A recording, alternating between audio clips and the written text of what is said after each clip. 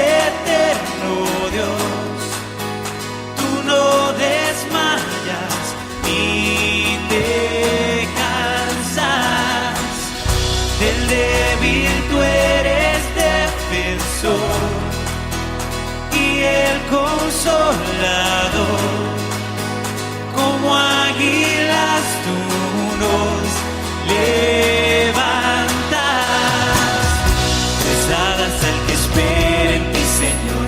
Espera en ti, Señor. Al que espera en ti, Señor. Forzadas al que espera en ti, Señor. Espera en ti, Señor. Al que espera en ti, Señor. Oh Dios, por siempre reinas.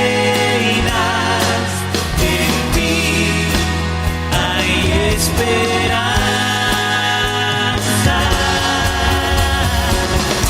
Tú eres el eterno Dios. Eres eterno Dios. Tú no desmayas ni te cansas.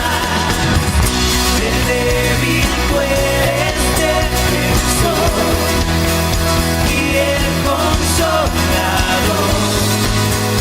Como águilas tú nos levantas.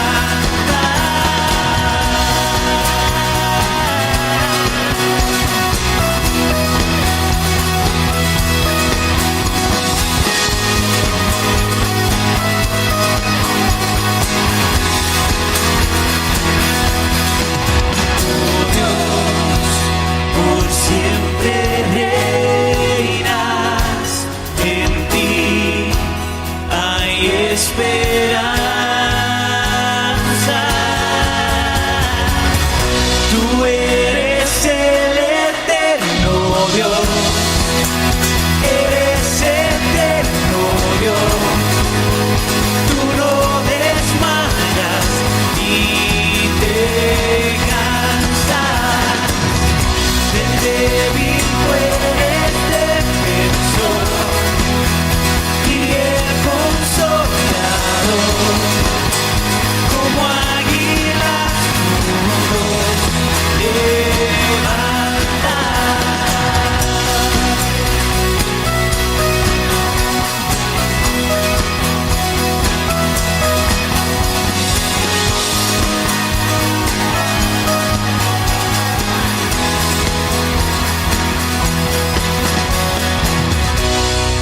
Amén, nuestro Dios eterno que nunca desmaya ni se cansa.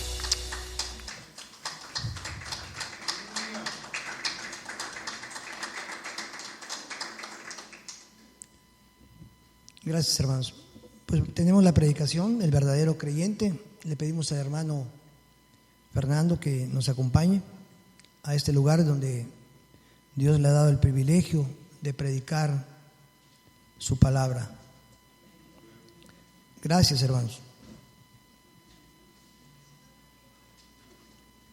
Buenos días a todos. Es para mí siempre un gusto poder ver gente nueva, poder ver nuevos invitados, y pues damos gracias a Dios porque sabemos que cada persona que viene aquí y tiene la oportunidad de escuchar su palabra es una nueva oportunidad para la salvación, como aquella ocasión cuando Jesús pasó por la casa de un hombre que se llamaba Zaqueo y él dijo: hoy ha llegado la salvación.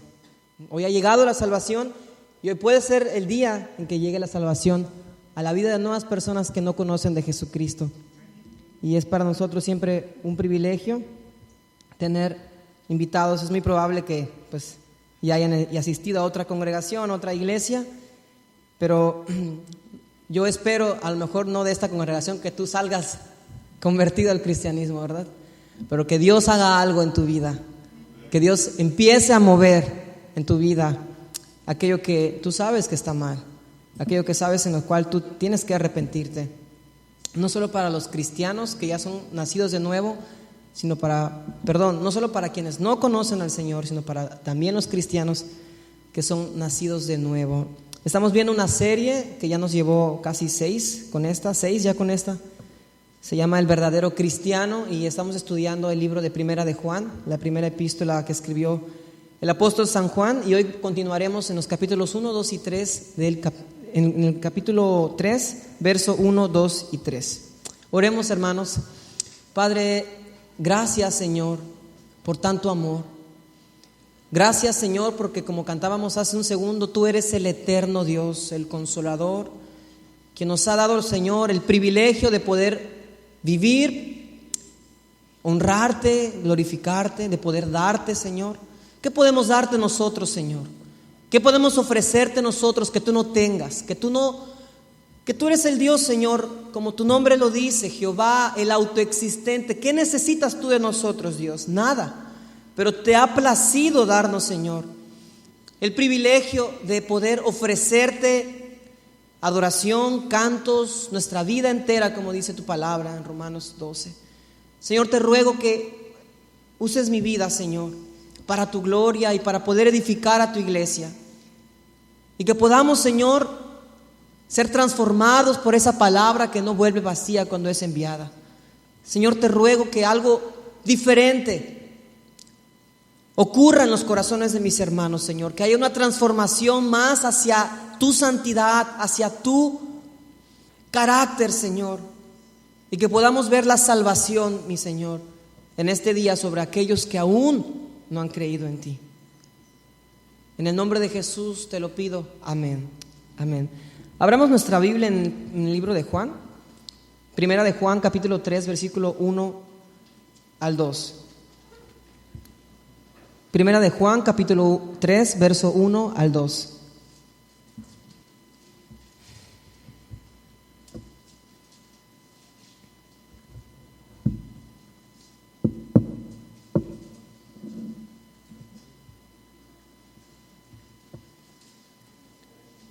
Estamos ahí, dice: mirad cuál amor nos ha dado el Padre, para que seamos llamados hijos de Dios.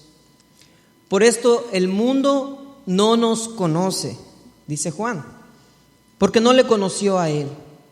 Amados, ahora somos hijos de Dios, y aún no se ha manifestado lo que hemos de ser.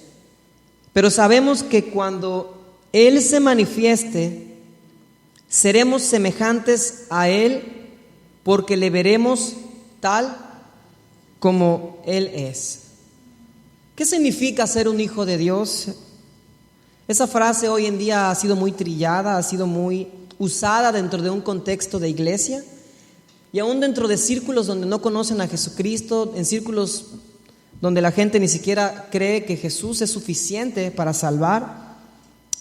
Suele usarse ese término, pues, hijo de Dios, o somos hijos de Dios. No son pocos los que suelen pensar, hablando del ser humano, que todos somos hijos de Dios. No importa si crees o no crees en su palabra, no importa si crees en la importancia de una iglesia o no importa cómo vives, no importa cómo hablas a tus padres, no importa cómo te comportas, no importa cómo haces tus negocios, al final todos somos hijos de Dios. Pero ¿eso es en realidad lo que enseña la Biblia? ¿Acaso todos somos hijos de Dios? ¿Quiénes son hijos de Dios? Si hablamos de que hay un grupo, como dice Juan, hermanos, ahora somos hijos de Dios. Si hablamos de que hay un grupo que son hijos de Dios, tiene que haber por lo tanto aquellos que no son hijos de Dios. Y aunque a algunos les enfada la idea de que solo unos son hijos de Dios, definitivamente es Dios quien lo revela así en su palabra, no soy yo, no es un grupo de hermanos. Es importante mencionar que para que haya una relación entre padre e hijo, debe haber ciertas características naturales. Hablando en un contexto humano, en un contexto de relaciones humanas, el hijo en primer lugar es aquel que es engendrado por el padre en un aspecto biológico. El hijo es hijo porque es cuidado por el padre, porque es protegido, porque goza de un nombre y goza de un apellido que lo liga a una familia en particular. También el hijo recibe bendiciones inherentes de su padre, tales como un techo, como una alimentación, como vestido, cuidados, corrección, educación, etc. El hijo no se gobierna a sí mismo. Bueno, con algunas excepciones. El hijo no debe gobernarse a sí mismo, sino debe sujetarse a la autoridad de uno u otro padre, ya sea su padre o su madre, dependiendo de las condiciones en las que le haya tocado vivir. Y por último, el hijo tiene derecho o puede recibir una herencia, ¿verdad? Claramente podemos ver que para que una persona sea hijo de otra persona tiene que haber ciertos requisitos, ¿verdad? El hijo goza de ciertos requisitos que a lo mejor tu primo no puede gozar de tu padre, porque no es su padre, sino es su tío. Entonces, definitivamente, si hay implicaciones en un ámbito natural sobre la relación padre-hijo, es evidente, es notable, hermano, que nadie tiene la capacidad de elegir a su progenitor. Yo creo que tú no tuviste esa capacidad. Nadie escoge la familia en la que nace. Nadie escoge la familia en que ha de vivir. Todo es designio de Dios. Y si en el ámbito natural, no cualquiera es hijo de cualquiera. Es decir, yo no soy hijo de cualquier papá. Yo tengo mi papá, ¿verdad? Aún la gente que nunca conoció a su papá, aún la gente que fue adoptada, tienen un padre, tienen un progenitor quien los engendra. Y a lo mejor hay alguien que suple esa función como padre, que es algún tutor, algún tío, algún abuelito o alguna persona, un vecino. Pero no cualquiera es hijo de cualquiera, sino yo soy hijo de mi padre porque él me ha engendrado y porque llevo su apellido, porque llevo su nombre, porque llevo su sangre. Y no debemos esperar menos cuando hablamos de una relación Dios paternal. Es decir, si todo esto se da en un ámbito humano, que no podemos decir que cualquiera es hijo de cualquiera, sino que hay ciertos requisitos, hay ciertos lineamientos que son observables, que son innegables. No podemos decir entonces que cualquiera es hijo de Dios. Primera de Juan capítulo 3 verso 1 dice: mirad cuál amor nos ha dado el Padre. Miren cuál amor nos ha dado el Padre, dice Juan, para que seamos llamados hijos de Dios. Por esto el mundo no nos conoce, porque no le conoció a Él. En un aspecto muy general, podemos decir que todos somos hijos, o mejor dicho, todos somos criaturas de Dios, porque todos provenimos de Él, todos fuimos creados por Dios. A lo mejor tú vas a decir: yo no fui creado por Dios, sino yo fui creado por mi papá y mamá. Sí, pero ¿quién creó a tu papá y a tu mamá? ¿Y quién creó al papá de tu papá y al papá de tu papá de tu mamá hasta llegar a Adán y Eva, verdad? Pues obviamente Dios, de Él todo proviene. El Salmo 24:1 dice que toda la tierra y todo lo que hay en la tierra, incluyendo los malos y los buenos, todos le pertenecen a Él. De Él es todo.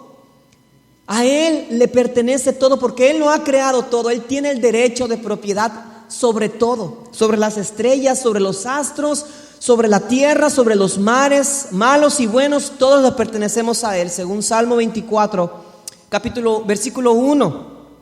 Ahora, no todos hacen su voluntad, definitivamente no. No todos viven para honrarlo y glorificarlo.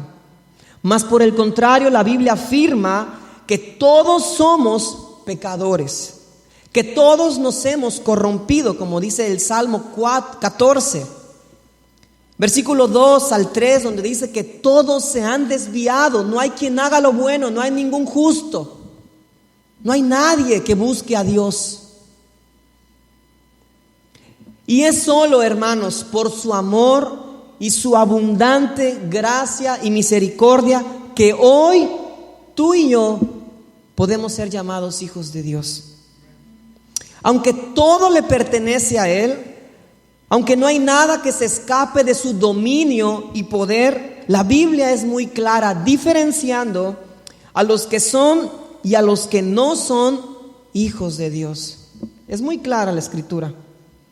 Por ejemplo, Juan capítulo 8, versículo 44, el Evangelio de Juan capítulo 8, versículo 44, Jesús le dice a esos falsos maestros, a esos fariseos, y les dice: ustedes son de vuestro padre, el diablo. Aquí vemos un padre. Ellos tenían un padre físico, biológico. Pero aquí Jesús les está dando a entender a quién le pertenecen en realidad. A quién obedecen, a quién están subordinados. Al diablo. Primero de Juan, capítulo 3, verso 10 dice: en esto se manifiestan los que son hijos de Dios y los que son. Ok, entonces ya tenemos aquí dos grandes grupos diferentes, contrarios. Hijos de Dios, hijos del diablo. Y si uno ni cree en Dios, por automático es hijo del diablo. Aunque le pertenece a Dios. Aún el diablo le pertenece a Dios. Aún el diablo está subordinado a Dios. Aún el diablo no puede hacer nada que Dios no le permita hacer. En primer lugar, hermanos, lo que yo quiero enseñar en esta mañana es que tú sepas que tú eres amado por Dios. Que tú sepas que tú eres hijo de Dios y eres amado por Dios. Y que Cristo murió por nosotros y está ahí el fundamento de nuestra relación con Él, el fundamento de nuestra herencia, de nuestra pertenencia a la familia de Dios, es que somos amados por Dios. Somos amados por Él. Él decidió crearnos, como hoy estudiamos en la mañana. Él decidió crearnos para su gloria. Y aún cuando fuimos destituidos, apartados, separados de la gloria de Dios, Él nos tomó y nos amó desde antes de la fundación del mundo, desde antes de que tú nacieras. Él ya te había escogido. Él ya te había llamado por tu nombre. Y hace algunas clases yo enseñaba acerca de la autoestima. Y viendo esto desde un punto de vista bíblico, y concluimos que nuestro valor debe ser visto como Dios lo ve. Si lo vemos desde una perspectiva humana, nuestro autoamor es sucio, es egoísta, es egocéntrico. Nuestro autoamor es pecado. Mas desde la perspectiva de Dios, Él nos llama siempre a la humildad, a considerarnos como nada, a siempre demostrar que tenemos amor con acciones a favor de nuestro prójimo, aún de nuestros enemigos. Eso es el verdadero amor, a favor de nuestros hermanos. El verdadero amor es lo que Jesús hizo por ti en la cruz, aún cuando tú no lo amabas, aun cuando tú y yo lo despreciábamos, aun cuando nosotros odiábamos hacer el bien y amábamos el pecado, Él nos amó. Romanos 12:3 dice que nadie tenga más estima de sí mismo. Nos dice que nadie tiene que tener un concepto más alto de sí mismo. Y hermanos, ante sus ojos, solo por Jesucristo, podemos decir que nuestro precio, que nuestro valor es invaluable, ya que hemos sido comprados a precio ¿de qué? De sangre, de su muerte. Nuestra salvación y adopción implicó la muerte del Hijo de Dios. Por tanto, tu vida, la vida tuya, el valor de tu vida y de mi vida radica en Cristo y no en nosotros. ¿Te das cuenta que eso da sentido a tu vida? ¿Te das cuenta que no tienes que ser la persona que sobresalga más en todo como para decir, yo soy quien soy, porque Cristo me ha dado valor? El verdadero amor de un hijo de Dios se manifiesta porque anhela compartir todos los días el evangelio de Cristo y anhela la salvación para otros y el bienestar para el alma de otros, y anhela que la persona pueda encontrar gozo y pueda encontrar felicidad en los brazos de Jesús. Y aunque pueda padecer, aunque pueda sufrir en el camino, en el transcurso de esa labor, su gozo es vivir para la gloria de Dios. Y la gloria de Dios es su gozo. Y aunque podamos sufrir al llevar el evangelio, al vivir una vida como a Dios le agrada, mi gozo, su gozo de usted es vivir para la gloria de Dios. Y la gloria de Dios es nuestro gozo. Cuando Dios nos llama hijos, es porque nos ama. En el versículo 2 dice: amados, ahora somos hijos de Dios. Somos hijos de Dios. Él nos ama. Y nos ama porque somos sus hijos. Y nos ama porque Él decidió amarnos. No había nada que pudiera haberlo motivado a amarlo. Él nos conoce como sus hijos, nos reconoce como sus hijos. Y aunque el mundo nos desconoce, cristiano, tu gozo, tu suficiente paz, tu consuelo, tu plenitud debe ser Cristo, solo Cristo. No hay más. ¿Cuántas veces nos hemos visto viviendo una vida sin sentido, sin propósito, buscando tener ánimo, buscando la motivación en algún libro bueno de psicología, en alguna persona, o esperando aquel día en que llegue tu esposo o tu esposa que has estado esperando, y tu vida debe cambiar el día que eso suceda? No. Mirad cuál amor nos ha dado el Padre, que seamos llamados sus hijos. No es cualquier cosa, es Jesús, el unigénito. El Padre nos ha adoptado y nos ha llamado hijos de Dios. En estas cosas debes pensar, hermano, no en las cosas terrenales de este mundo, vanas. No estoy diciendo que anhelar una esposa, no estoy diciendo que querer tener una familia, no estoy diciendo que el ministerio, la iglesia no sean importantes, pero si eso es el centro de tu gozo, no sirve. Dice John Piper: lo peor que le puede pasar a una persona es que sea exitosa, que tenga un buen coche, que tenga un buen trabajo, que tenga buenos hijos, que tenga buenas vacaciones, y todo esto sin Dios. Es lo peor que le puede pasar a una persona. Directo al fracaso, aunque el mundo lo llame éxito. No tienes que buscar alguna otra identidad más segura y valiosa en este mundo que el ser un hijo de Dios. No tienes que buscar por otro lado. No te es suficiente saber que Dios te está diciendo: amado, ahora eres mi hijo. ¿A poco no te sientes orgulloso? Cuando de repente tu padre habla bien de ti y expresa: no, ese es mi hijo, ¿verdad? O cuando tú sobresales, a lo mejor en tu escuela, en un deporte, y dices: él, el director dice: él pertenece a nuestra escuela, él es de los nuestros. Ahora, ¿cómo no debes sentirte tú cuando Dios te dice: amado, tú eres mi hijo, ahora eres mi hijo? Isaías 43, versículos 6 al 7. Lo leímos en la enseñanza anterior.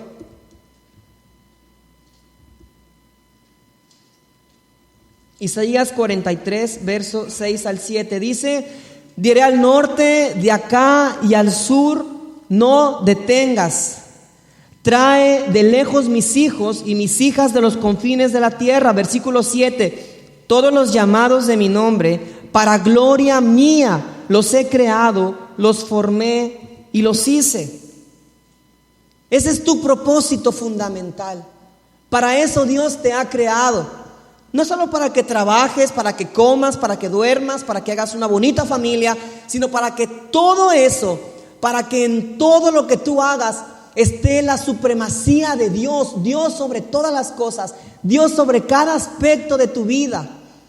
Y de esa manera tú puedas darle la gloria que solo Él merece. Aún las cosas tan básicas como el comer y beber, la Biblia nos exhorta y nos dice: hacedlo para la gloria de Dios. Primera de Corintios 10:31. Seguimos leyendo, verso 2 de Primera de Juan 3. Amados, ahora somos hijos de Dios y aún no se ha manifestado lo que hemos de ser. Es decir, hermanos, nosotros esperamos la venida de Jesús, como cantábamos. Aún lidiamos en este mundo con cosas de nuestra carne, con la maldad. Aún no se ha manifestado lo que hemos de ser. Y dice el autor, pero sabemos que cuando Él se manifieste, cuando Él venga por su iglesia, seremos semejantes a Él, porque le veremos tal como es Él. Por mucho tiempo, hermanos, por mucho tiempo he intentado querer agradar a Dios, agradando primero a las personas, quedando primero bien a la vista de todos y menospreciando lo que Dios dice acerca de mí. Pero, hermanos, he comprendido que Dios es todo, que fuera de Él solo soy un miserable orgulloso que trata de justificarse por sus propias obras y que cree que es justo en su propio juicio. Es decir, no estoy tan mal porque aquel vive peor que yo. No estoy tan mal porque yo no hago eso como él lo hace. Y creo que soy justo en mi propio juicio, a mis propios ojos. Ese es el estado en que yo vivía y en que mucha gente vive hoy en día. Y si tú estás pasando por una situación semejante, te digo algo: no desperdicies tu vida. Vive para Cristo cada minuto, cada instante. Vive para lo que fuiste creado y para quien fuiste creado. Deja de buscar por otros lados, para su gloria, para Cristo. ¿Has entendido que eres un hijo de Dios? ¿Que no te perteneces? ¿Aún seguirás luchando por agradar a este mundo antes que a Él? No necesitas ser hermoso, no necesitas ser hermosa, no necesitas ser exitoso.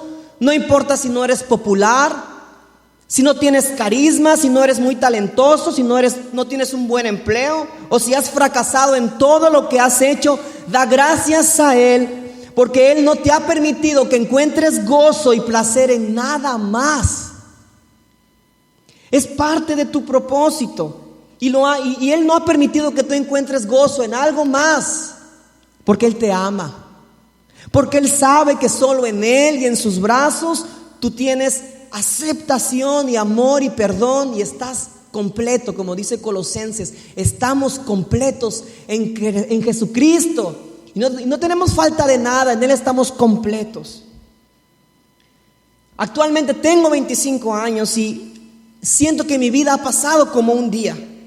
Y si algo me he propuesto es no desperdiciar ni un minuto más, ni un segundo más de mi vida. Ya hemos tirado mucho a la basura, ya he tirado mucho en cosas que no trascienden, a la eternidad. Y no hay vuelta atrás, hermano. El tiempo que no vivas para la gloria de Dios jamás va a volver. ¿A quién le importa si soy relevante o no, si no tengo a Cristo? ¿A quién le importa? Primera de Juan 2:15, hemos leído en anteriores clases, dice: no ames al mundo, ni las cosas que están en el mundo. Si alguno ama al mundo, el amor del Padre no está en él. Porque todo lo que hay en el mundo, los deseos de la carne, los deseos de los ojos y la vanagloria de la vida, no proviene del Padre, sino del mundo. Y el mundo pasa y sus deseos, pero el que hace la voluntad de Dios permanece para siempre. ¿Ves cómo Dios nos dice: no ames al mundo? ¿Qué vas a encontrar en el mundo? Nada. En este punto de tu vida como cristiano, tú ya no puedes considerar: ¿será que me es permitido esto y esto también? No. ¿Cómo vas a pensar en permisivo? No, hermano. Piensa siempre en Cristo, en lo que Cristo haría. Determina hacer lo que Cristo siempre haría, lo justo. Porque aquel que es de Dios practica lo justo y jamás dice y vacila en decir: bueno, tantito no pasa nada, o tantito esa película no pasa nada. No vaciles. El que hace su voluntad permanece para siempre, dice su palabra. Primero de Juan 3, verso 3, dice: y todo aquel que tiene esta esperanza en Él, o sea, que espera en Él, que tiene esta confianza en Él, de que seremos tal como Él, se purifica a sí mismo, así como Él es puro. La santificación, hermanos, es la evidencia más clara de que somos sus hijos. No hay otra.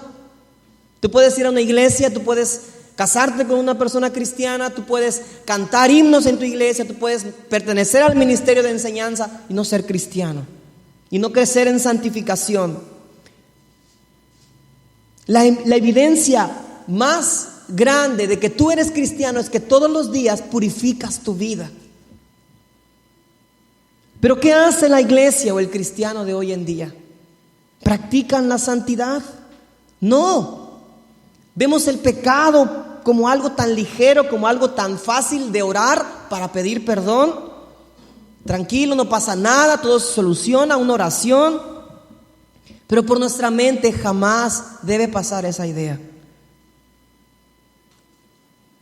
Jamás debe pasar por nuestra mente la idea de decir: ¿qué entonces de todo lo que hay en este mundo me es permitido? Jamás. Es absurdo. Pensar de esa manera es pensar mediocremente con respecto a la santidad de Dios. En cambio, pensar qué más tengo que dejar para ser más santo para Dios, qué más de mi carácter tengo que corregir, qué más de mi carácter aún no se sujeta a la voluntad de Dios, qué más, Señor, dónde no he muerto, dónde aún sigue vivo el viejo yo, qué tan puro estoy siendo, Señor, para ti. Los jóvenes de hoy solemos tomar con mucha ligereza y con poca seriedad cuando se trata de santidad. Y creemos que por nuestra edad algunas cosas las vamos a tener que vivir. Algunas cosas las tenemos que pasar, aunque luego las desechemos. Pero es absolutamente un error. El joven que no siembra santidad en su vida desde temprano pagará muy caras consecuencias. Terminará apartado del Señor con una fe y una vida insatisfecha.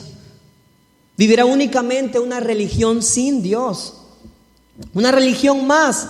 Y es por eso que Pablo le dice a Timoteo en capítulo 2 de la segunda carta, versículo 21, dice: así que si alguno se limpia de estas cosas, será instrumento para honra, santificado, útil al Señor y dispuesto para toda buena obra. Huye también de las pasiones juveniles y sigue la justicia, la fe, el amor y la paz con los que de corazón limpio invocan al Señor. Incluso los padres tienen en su mente ese concepto que culturalmente se nos ha insertado, que es normal que el joven sea rebelde porque está pasando por la edad de la adolescencia, y es normal, incluso vemos el pecado como algo normal, pero no es cierto, hermanos, no es normal. Porque Dios no lo dice así en su palabra. No dice que es normal que el joven se rebele. No dice que sea normal que el joven insulte a su padre. No dice que sea normal que el joven deshonre a sus padres. Al contrario, la Escritura nos deja ver que lo que era normal era que el joven se sujetara a su padre. Y si el joven no se sujetaba a su padre, era apedreado por todos los ancianos. Eso sí era normal. Obviamente no estamos en ese tiempo y no se va a hacer así. Pobre del padre que haga eso. Huye también, joven, de las pasiones juveniles. Huye.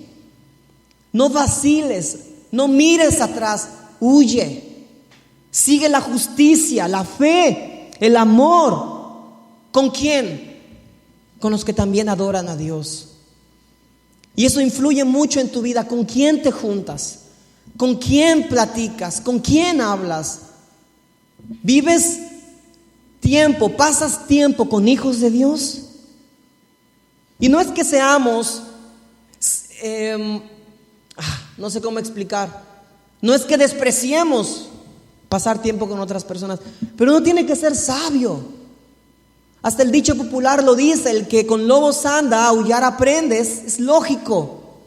Si tú no eres influencia donde tú estás, tarde que temprano serás influenciado en el medio en que tú estás.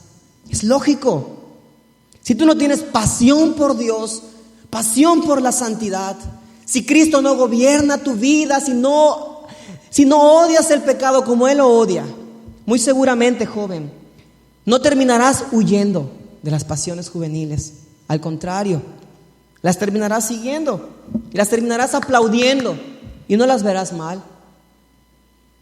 Por eso el apóstol Pablo le dice a Timoteo: sigue la justicia, sigue la fe, sigue el amor y la paz con los que de corazón limpio invocan al Señor.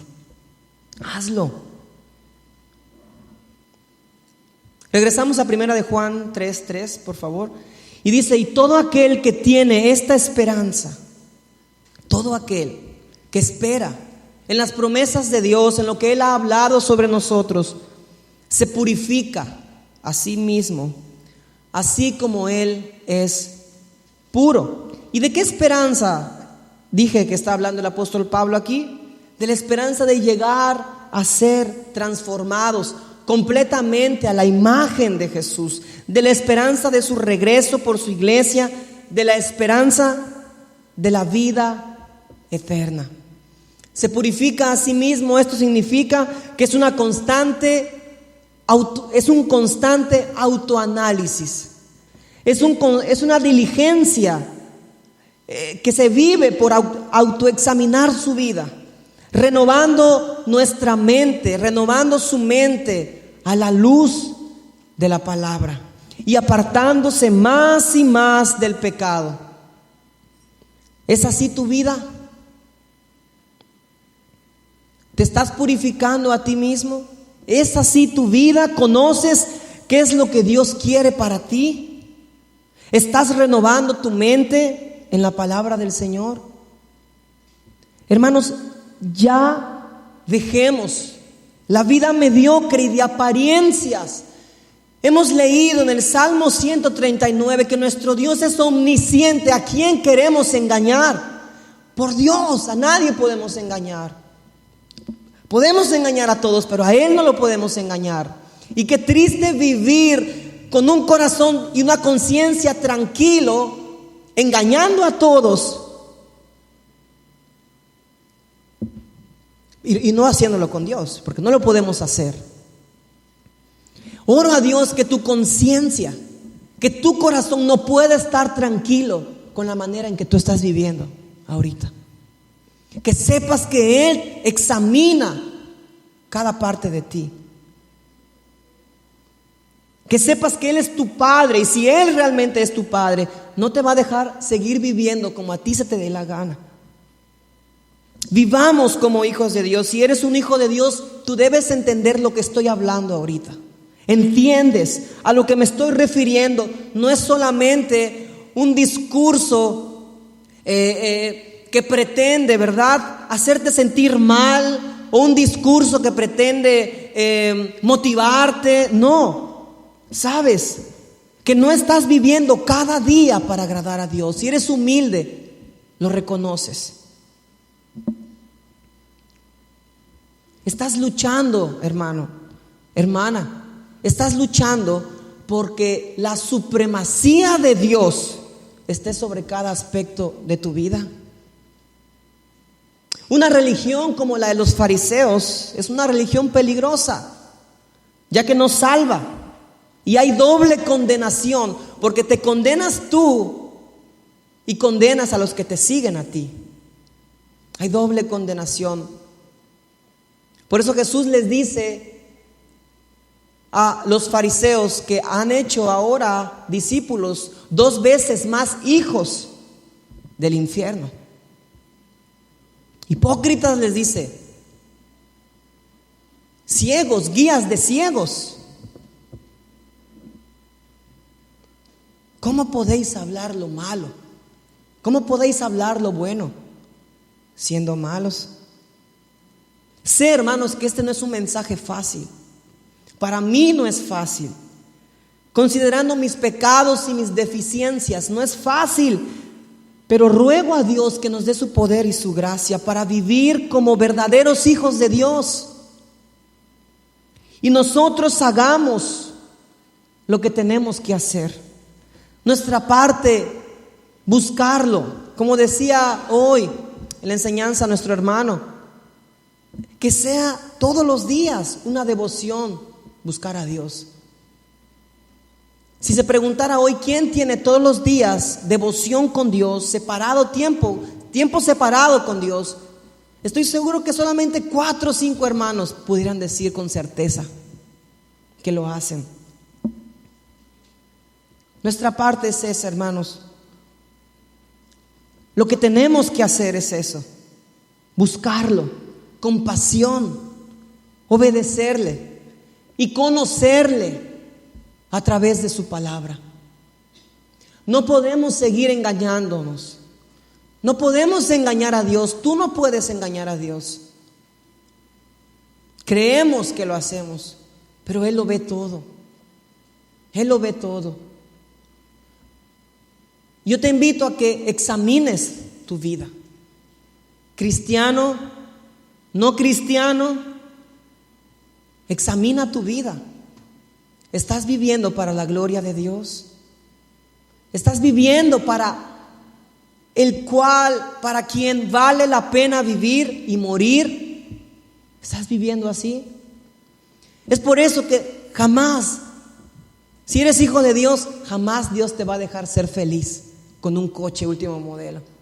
Jamás va a dejar que tu corazón se satisfaga en las cosas de este mundo. Jamás. Y siempre vas a seguir dando vueltas y vas a seguir dando vueltas y vueltas y vueltas en ti, en tu físico, en tu aspecto, en cómo te ves, hasta que llegues al punto de decir: Señor, no sé a dónde ir, muéstrame el camino. Y Jesús te diga: yo soy el camino.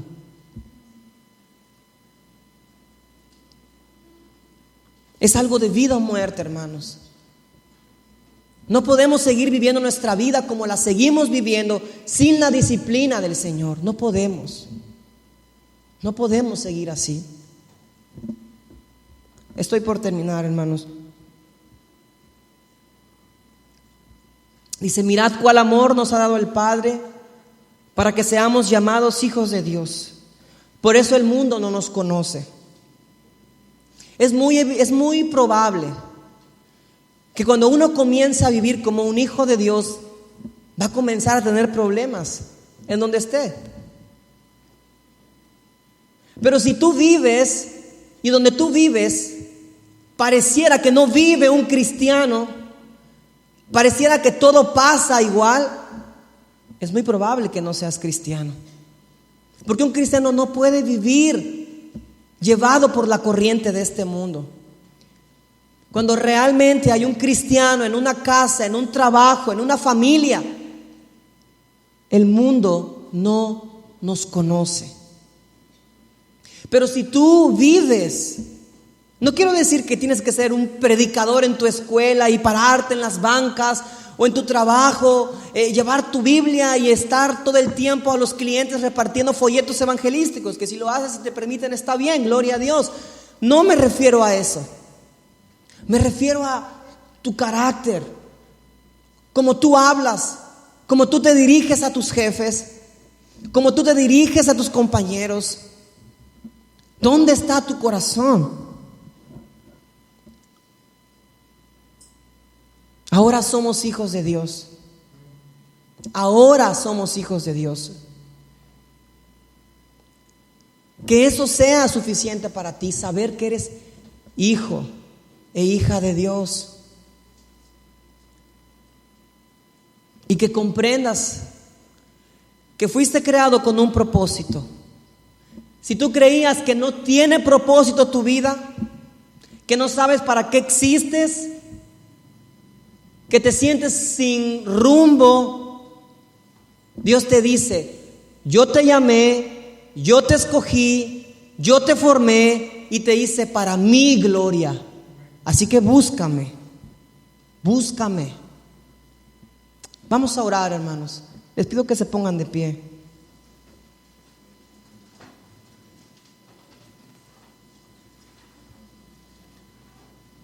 ¿Qué significa ser un hijo de Dios? No es fácil. No es fácil. Es algo serio. Mateo 7 nos dice una de las declaraciones más terribles en toda la Biblia que Jesús ha hecho. Y nos dice que no todo el que le diga Señor, Señor, entrará al reino de los cielos. Es decir, no todo el que enfatice tener una relación con Dios, no solamente diga soy cristiano, sino que diga soy cristiano, voy a una iglesia, yo sigo a Cristo, Él ha cambiado mi vida. No todo el que diga eso enfáticamente entrará al reino de Dios, sino el que hace la voluntad de mi Padre que está en los cielos. Vamos a orar. Oh Dios y Padre de Jesús, nuestro Salvador. Señor, hemos analizado tu palabra y hemos podido distinguir, mi Dios, que hay hijos de Dios y hay quienes no